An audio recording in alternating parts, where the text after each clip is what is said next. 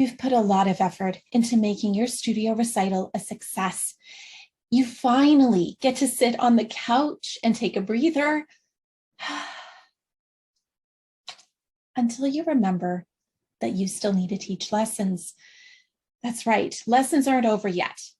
Okay, and you also realize your students probably are sitting on the couch right now too, and no practice will have happened before lessons.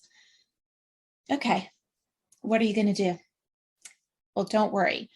I'm going to be sharing 15 post-recital ideas that you can use in your next lessons. Most of them with no to little planning on your part, because let's face it, you deserve a break too.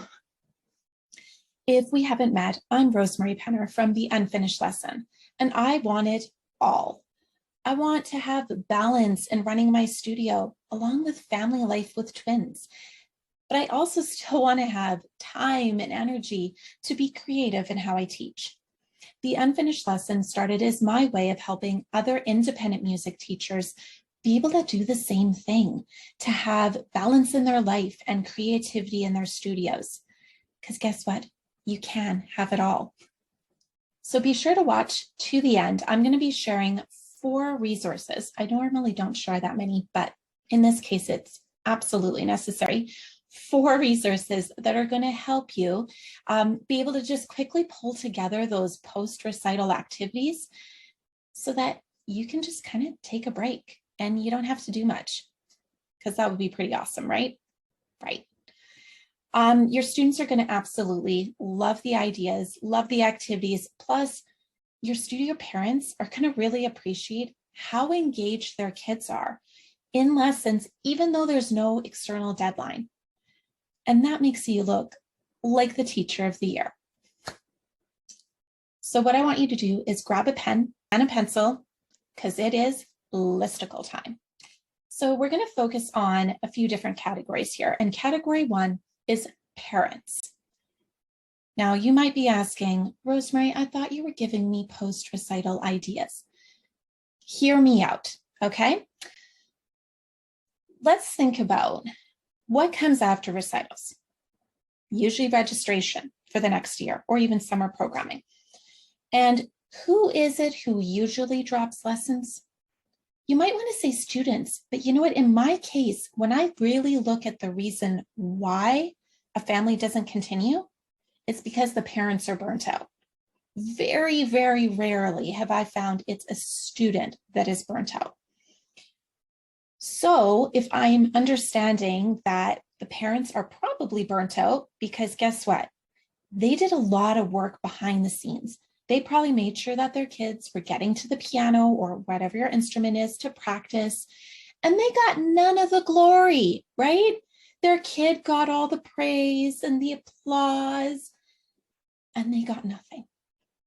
So while as parents, we get it, right? We're excited for our kid, they did something great, but yes, it would be nice to get just a little bit of praise every once in a while, because we did all this stuff in the background. So here is idea number 1. Send them a thank you card or an email. There's lots of things that we can do for our students, but this is a huge one for parents. Send them a personal thank you card, okay? Something that specifically says what you saw them doing, how you saw how they positively impacted or influenced their child's performance. Trust me, it goes a long way when we're feeling a bit tired, especially this time of year. It can be a little tiring for families. And so idea 1, send a personal card or an email thanking them. 2, have an activity that either they could do with their child if they would like, or something that their child could share with them. So we want to make sure, when I do planning, this goes back to the balance part, I don't want to have to spend a lot of time planning too many different activities. I don't want an activity that, well, if you want to be involved, this is what you and your child are going to do. And if you don't want to be involved, no worries. By the way, that's never going to sound good. Then you're going to do this activity. Same activity for both, okay? But something that keeps the goodwill going, keeps them going like, oh my goodness, look at what my kid is doing. And so either that they can share doing it together, or that their child can just share it with them, that they can do it on their own, or that they can do it within lesson. So again, oh my goodness, my child, they did fantastic at the recital. Wait, this is so cool. You did this in lesson time? And yeah, it just kind of keeps the goodwill going. So that's idea 2. Idea 3, let them know what to expect in the coming weeks. So a lot of studios after the recital, depending on how you have things set up, it might be that there's a few weeks before the end of term. It might be that like end of term is pretty much there. However you have it set up, just let parents know what's coming up and how you're making it easier for them. You probably gave them a good amount of information in terms of what to expect. And if you're wondering what I'm talking about, I do have a video linked in the description below that can let you know more about that. There's a video in this series that can help you out with that. But yeah, just manage those upcoming expectations and try to take the pressure off as much as possible. So that's idea 3. Okay, category 2, burnt out students. They've put everything they have into getting ready for their performance, right? They practiced every day. They might have even practiced multiple times a day, but they're just burnt out, right? They're tired. And the thought of learning something new, it just leaves them feeling defeated. We never want our students feeling defeated. And even if it's something easy, they're just like, oh my goodness, I can't. So here's a few ideas just to keep things really light and fun. Remember, you're not going to focus on fixing any mistakes at this point. You're just going to focus on what their progress and growth has been. If you can focus on that latter part, the growth and the progress, it goes a lot better, okay? The second we start fixing things for a student like this, it's going to start feeling like they're back into recital prep. And we want to take a break from that. We want to give them a change of pace. So idea 4 off of our list is games. I'm not going to go too much into games because there's tons, okay? You can do physical games, you can do digital games, you can do escape rooms. I've got plenty of those on my site. I won't go into them. I've done that in other videos, but whatever you choose, games. Idea 5, do rhythm work. Now, this could be rhythms that are written out and you do them exactly as they're written out, or you could have students mix up the order. So one of the things that I've done in my studio is rhythm warm-ups that get students off the bench. This one is a fantastic one because my students, all they're doing is copying what I'm doing. So they actually learn the rhythm by rote. I do the rhythm, they copy it back, and then eventually we get to the piano. And there's lots of opportunities for them to practice steady tempo, but also to be able to learn different rhythms or review rhythms. If you want to, again, keep it pretty light, just reviewing some rhythms they already know, and then they can improvise a bit.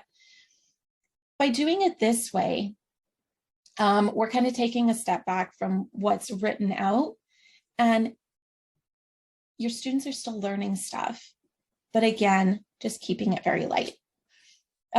You can also review songs from, a year or 2 ago. This is focusing on progress, right? How far have you come? Oh my goodness, you're finding this easy.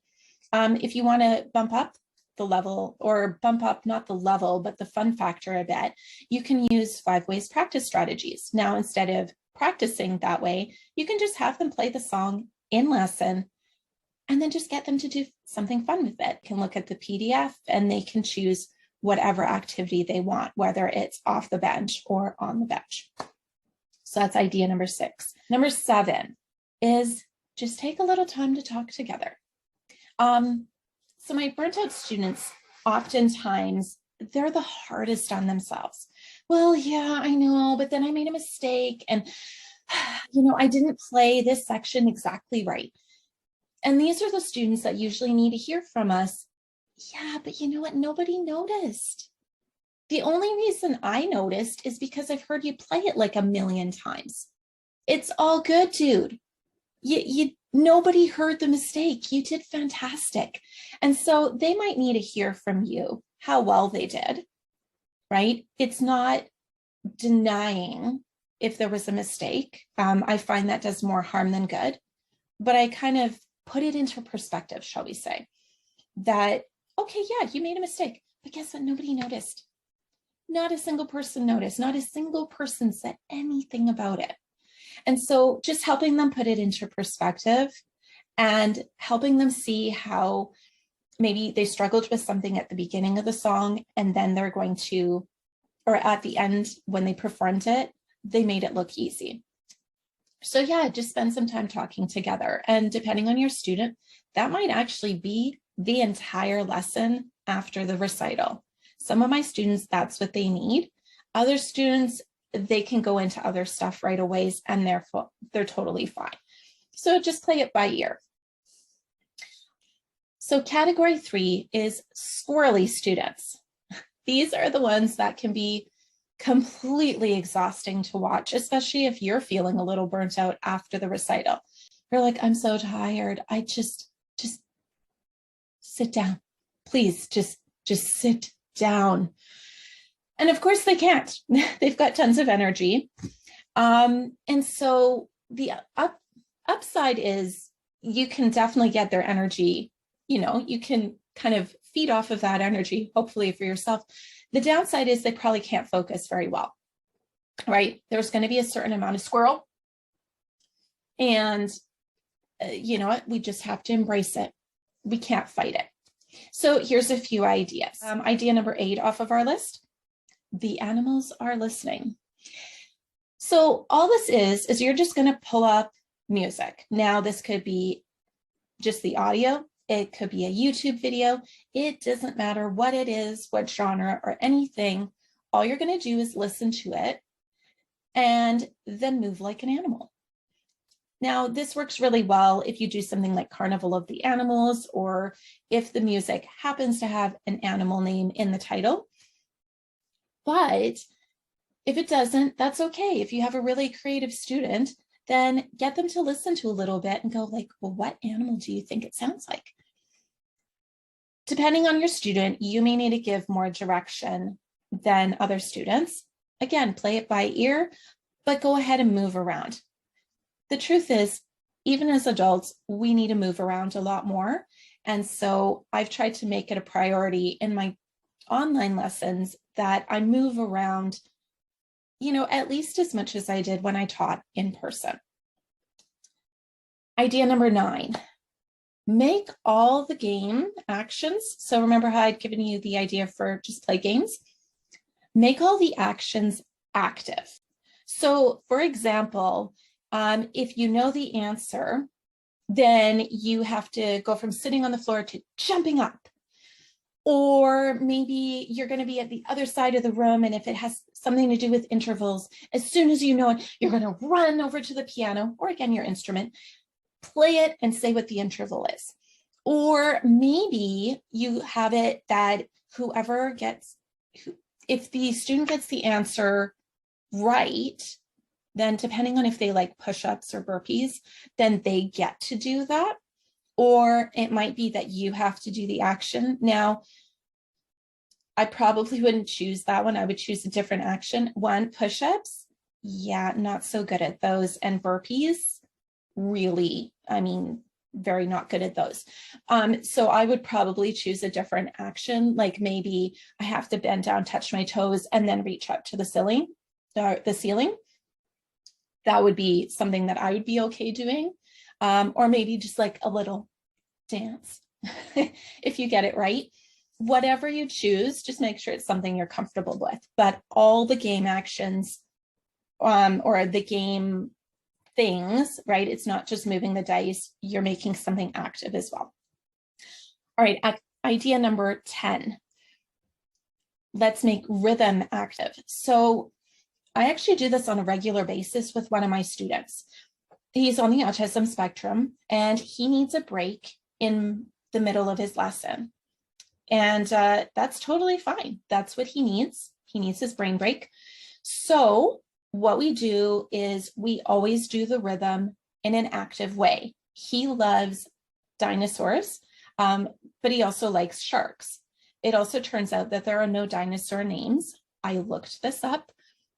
No dinosaur names that are one syllable long.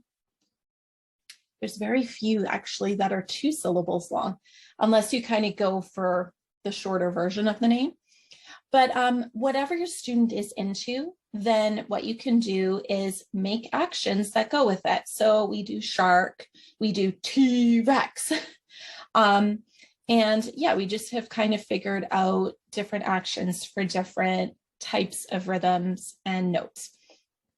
And it works really great. And we do that off the bench.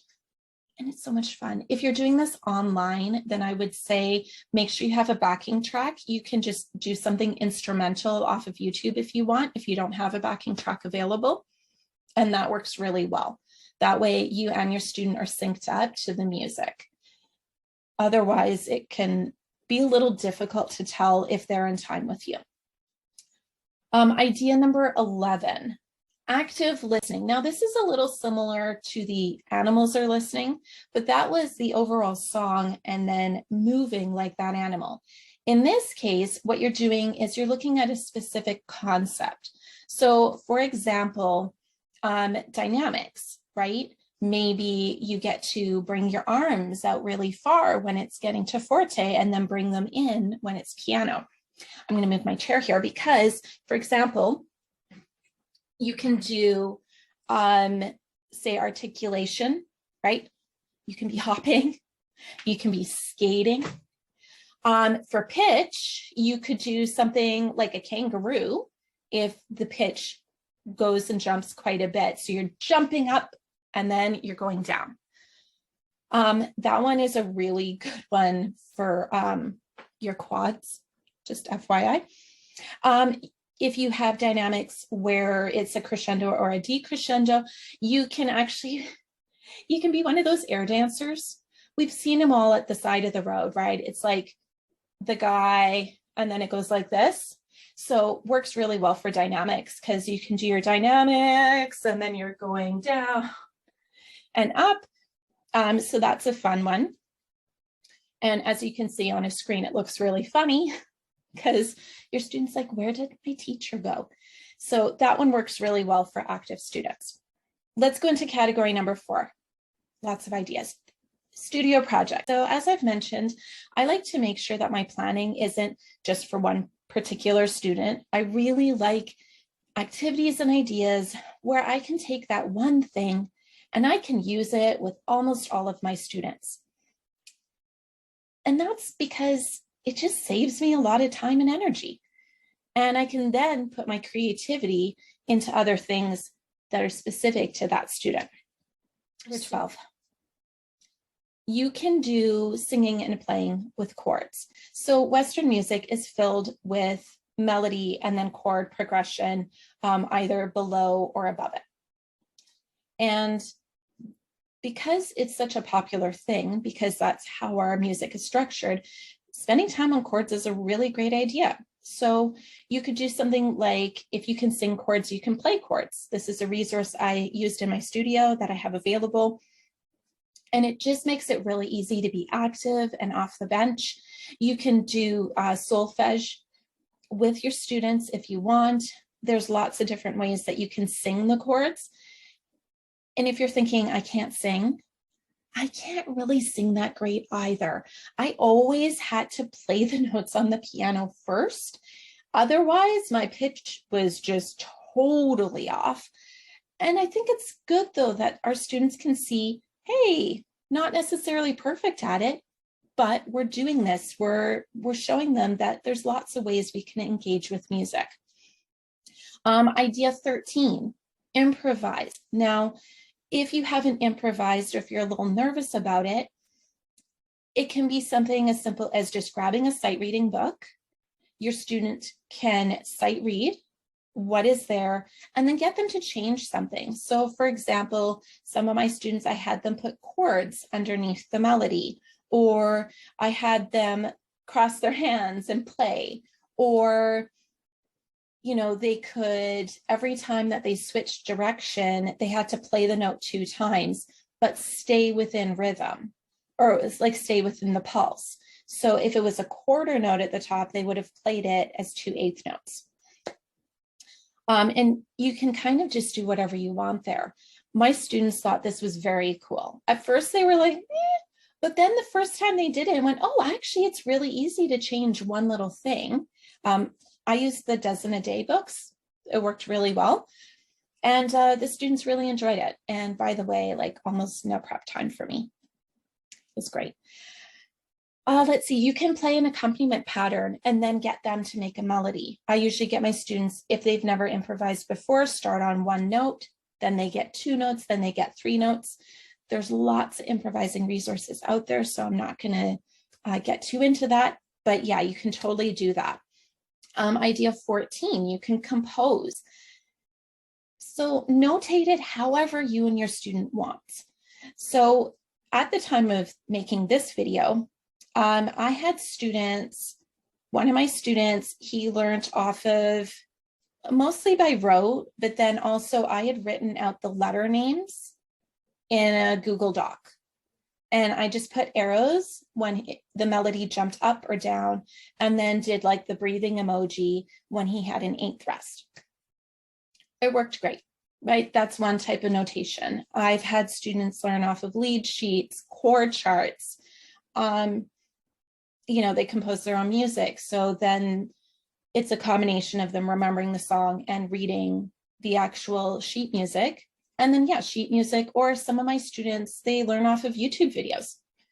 So however they want to compose, obviously they won't be composing off of a YouTube video, but they can compose however they want. And they could notate it or not notate it. At this point, it can be pretty chill, right? You don't need to have a full, opera or sonata or anything like that. Just keep it simple. Even if it's 8 measures, cool. That's great. You wrote 8 measures. Idea 15, right? We're at 15 finally. Student-led conferences. This is one of my favorite ways of ending the school year. So years ago, I used to do reports for all of my studio families. And I did my best to keep musical terms out of it, but it's really hard to do that. So then I had like a glossary at the end to explain the words that I was using. It was a whole thing. Anyways, what ended up happening is one year, one of the dads had said to me, he's like, look, I really appreciate, I can clearly see you have put so much time and effort into this report and letting me know how my kids are doing. But I have no idea what you wrote. I don't understand it at all.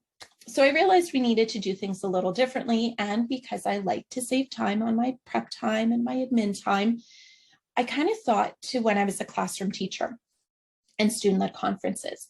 As a classroom teacher, this was fantastic because students could really shine and they can explain something to their parents and do activities with them that help their parents understand just how hard their kids have worked all year.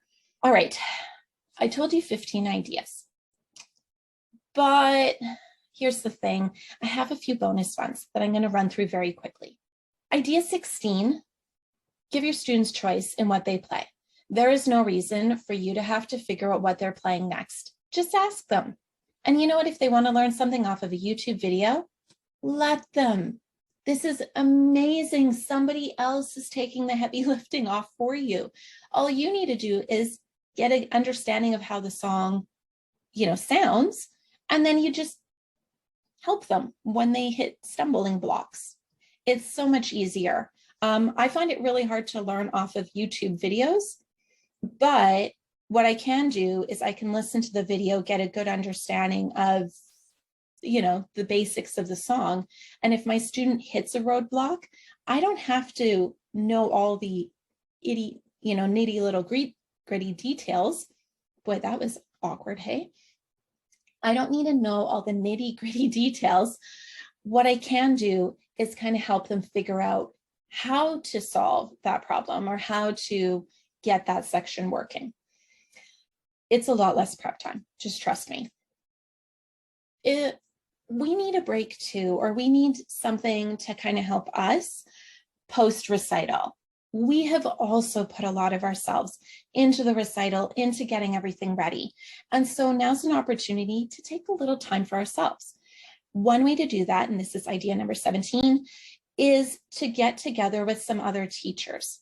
Now, this could be online, it could be in person, it could be a planning session, it could be just visiting, whatever you are up, like whatever you're comfortable with, then go with that. So typically at the end of the year, like in June, I get together with some other teachers and we just spend a couple of hours, and it's a planning session. But really what it is we talk about, how did the year go? What did we really like about what we did? What do we want to do next year? Oftentimes we'll say, oh, I did that. Yeah, that project that you want to do.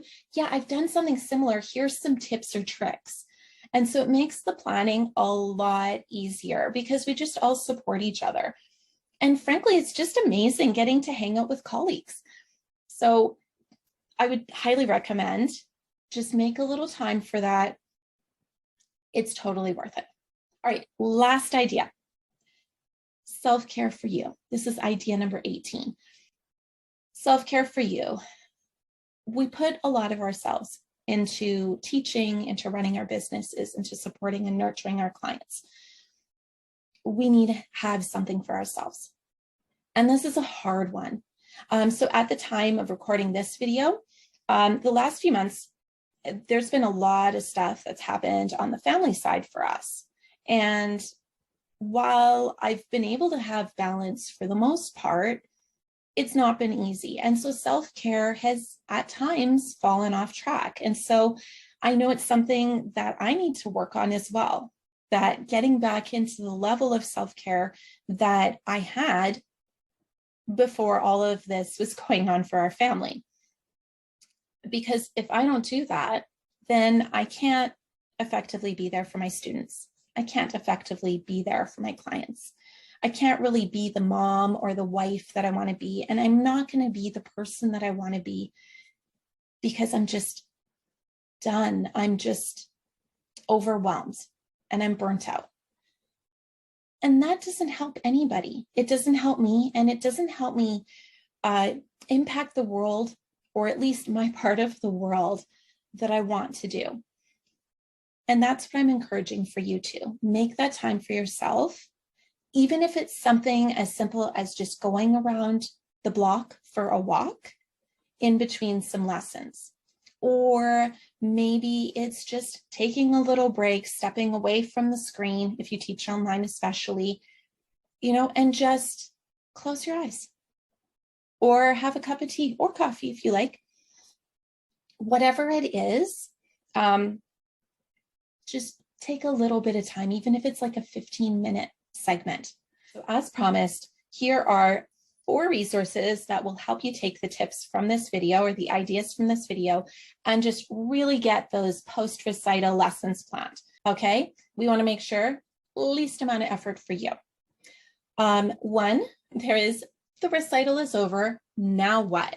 This is the article that goes with this video. And actually I go into a little bit more detail in terms of the composing and a few other things there. So if you're wanting more information on that, make sure you go check that out. And then there's 3 resources that I've mentioned in this video that I'll quickly go through right now. If you can sing chords, you can play chords. And rhythm warm-ups that get students off the bench. Both of those are designed that you can be off the bench, you can do things with your students, they're multi-level, and then you can get them to the piano in particular, so that they can start taking things that are a little bit more abstract and then getting them so that they can do it on the piano.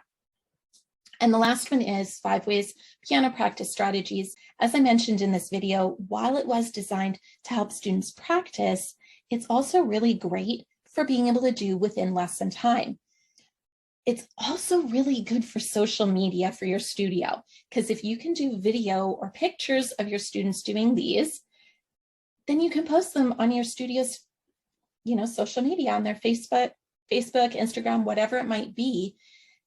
And, since re-enrollment's around the corner, or well, enrollment season is around the corner, you're kind of showing how awesome your studio is. All right, so if you need those, make sure that you check in the description below.